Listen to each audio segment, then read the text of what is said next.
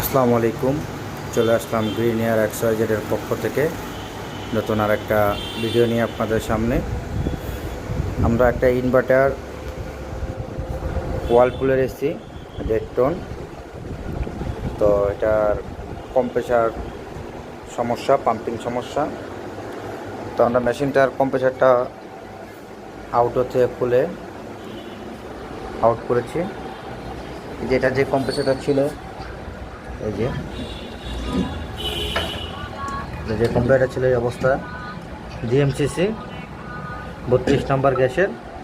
এখন আমরা এটার আরেকটা কম্প্রেসার নিয়ে আসছি, এটা আমরা কানেক্ট করছি, এখন চালাচ্ছি চেক করার জন্য।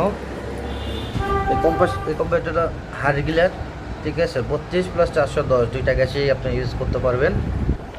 এই কম্প্রেসারটা আমরা লাগিয়ে মাত্র চেক করব।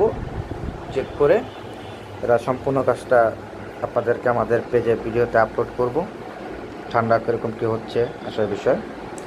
তো আপনাদের যদি এসি হোম অ্যাপ্লায়েন্সের কোনো কাজ থেকে থাকে আমাদের সাথে যোগাযোগ করতে পারেন। আমরা ঢাকা সিটি, চিটাগং সিটিতে হোম অ্যাপ্লায়েন্স রিপেয়ার সার্ভিস দিয়ে থাকি। এবং আমাদের সাথে যোগাযোগ করতে হলে আমাদের ইউটিউব চ্যানেল আছে, ফেসবুক পেজ আছে। তো ইউটিউব চ্যানেল এবং ফেসবুক পেজে আপনারা যোগাযোগ করতে পারবেন এবং স্ক্রিনে দেখানো নাম্বারে আমাদের সাথে যোগাযোগ করতে। দেখেন আউটডোরে চালু হয়েছে এখন মাত্র, কম্প্রেসারটা চলতেছে। প্রেশারটা ধরো দেখি, ওটা প্রেশার ধরো, ছাড়ো, তো টান নাকি? ঠিক আছে, এই কম্প্রেসারটা ঠিক আছে। এখন আমরা কম্প্রেসারটা চালাইলাম। এখন এই কম্প্রেসারটা আমরা ফিটিং করব।